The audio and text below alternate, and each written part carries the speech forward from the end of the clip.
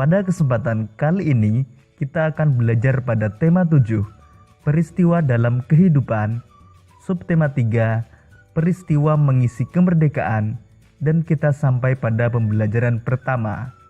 Sahabat cerdas, sebelum kita mulai pembelajaran kita, jangan lupa untuk berdoa terlebih dahulu. Banyak peristiwa yang terjadi di dalam kehidupan kita. Ada peristiwa-peristiwa yang dianggap penting dan patut dirayakan bersama orang lain. Untuk itu, diperlukan sebuah surat undangan untuk merayakannya bersama orang lain.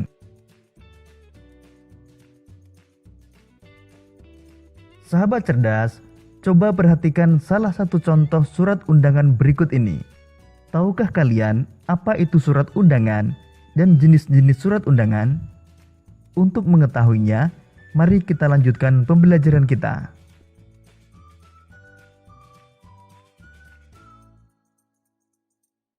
Surat undangan merupakan surat yang berisi pemberitahuan dan permintaan kesediaan seseorang untuk menghadiri suatu acara atau kegiatan.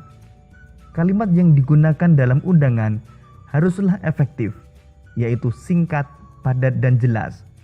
Tujuannya agar orang yang membacanya dapat segera mengerti isinya. Surat undangan dibedakan atas 3 jenis, yaitu undangan resmi, undangan setengah resmi, dan undangan tidak resmi. Undangan resmi adalah undangan yang mengatasnamakan sebuah instansi atau organisasi dan kedinasan. Biasanya dipergunakan untuk kepentingan kedinasan. Berikut ini contoh surat undangan resmi. Undangan setengah resmi adalah undangan yang mengatasnamakan perorangan yang ditujukan ke perorangan maupun instansi atau organisasi. Berikut ini contoh surat undangan setengah resmi.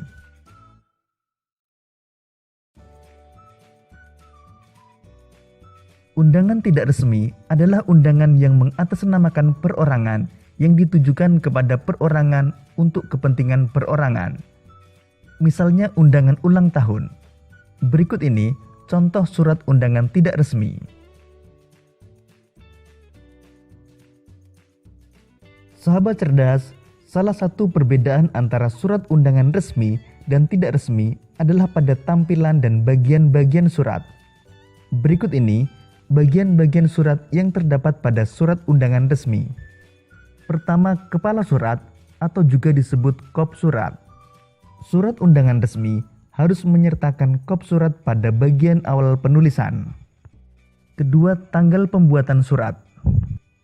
Kemudian nomor lampiran dan perihal, nama dan alamat tujuan, pembuka surat, isi surat, penutup surat, dan pembuat surat.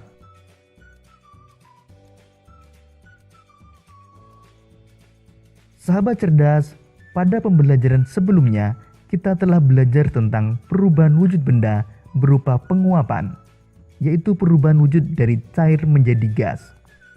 Pada pembelajaran kali ini, kita akan belajar tentang perubahan wujud benda berupa penyubliman.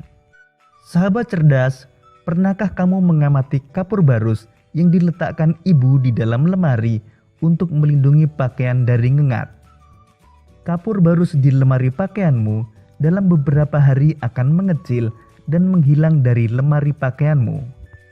Mengapa kapur barus itu seperti menghilang dari lemari?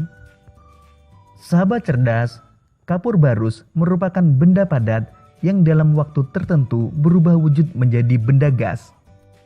Kapur barus tersebut mengalami penyubliman, yaitu peristiwa berubahnya wujud benda dari padat menjadi gas. Sahabat cerdas, untuk menunjukkan proses penyubliman, kita dapat melakukan percobaan sebagai berikut. Berikut ini alat dan bahan yang dibutuhkan. 4 buah batu bata untuk membuat tungku sederhana, 1 buah lilin, 1 buah kaleng bekas susu, 5 butir kapur barus ukuran kecil, 1/5 bagian kaleng pasir kering, piring aluminium, dan es batu. Cara kerjanya adalah: pertama, tumpuk batu bata menjadi 2 tingkat untuk dijadikan tungku sederhana. Kedua, letakkan lilin di tengah tungku, lalu nyalakan lilin. Ketiga, isi kaleng bekas susu dengan pasir, lalu masukkan kapur barus. Keempat, letakkan kaleng bekas susu tersebut di atas tungku. Kelima, letakkan piring aluminium di atas kaleng susu, lalu letakkan beberapa butir es batu. Dan yang keenam, diamkan selama 10 menit. Kemudian amatilah perubahan yang terjadi pada kapur barus setelah 10 menit. Angkatlah piring aluminium dari atas kaleng, lalu perhatikanlah apa yang terjadi pada dasar piring. Sahabat cerdas, jika kalian telah melakukan percobaan tersebut, kalian akan menemukan pada dasar piring akan terdapat kristal-kristal. Kesimpulan yang dapat kita ambil dari percobaan tersebut adalah, pada percobaan tersebut menunjukkan salah satu contoh peristiwa menyublim, yaitu perubahan wujud zat dari padat menjadi gas. Kapur barus yang dipanaskan mengalami penyubliman, dan ketika gas menyentuh piring yang dingin, gas tersebut berubah menjadi kristal-kristal di dasar piring dan dinding kaleng.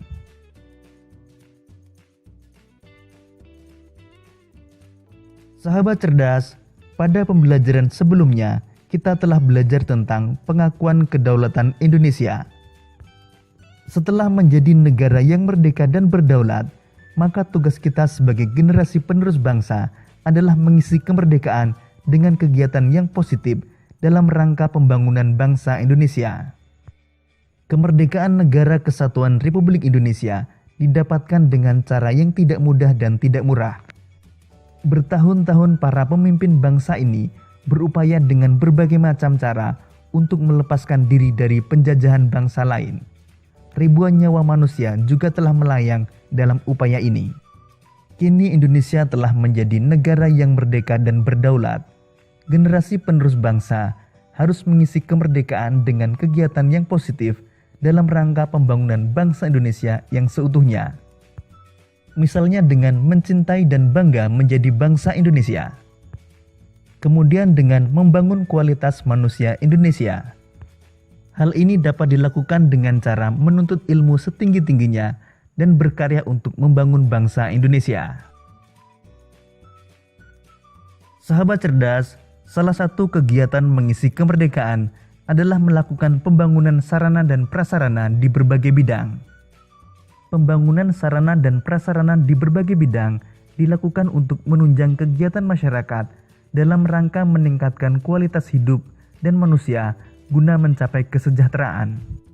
Contoh pembangunan sarana dan prasarana antara lain pembangunan jalan, pembangunan jembatan, pembangunan pasar, pembangunan sekolah, dan pembangunan tempat ibadah. Sahabat cerdas, dalam setiap kegiatan pembangunan terdapat faktor pendukung dan juga faktor penghambat pembangunan.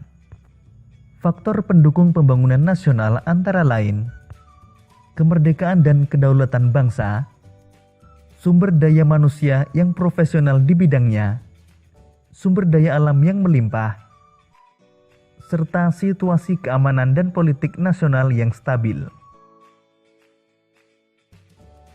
Sedangkan faktor yang dapat menjadi penghambat pembangunan nasional antara lain kualitas sumber daya manusia yang rendah, penguasaan teknologi yang masih rendah, adanya korupsi di ranah pembangunan, serta birokrasi yang buruk.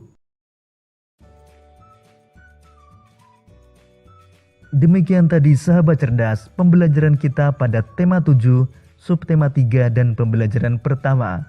Sampai jumpa pada pembelajaran berikutnya. Tetap semangat dan selamat belajar.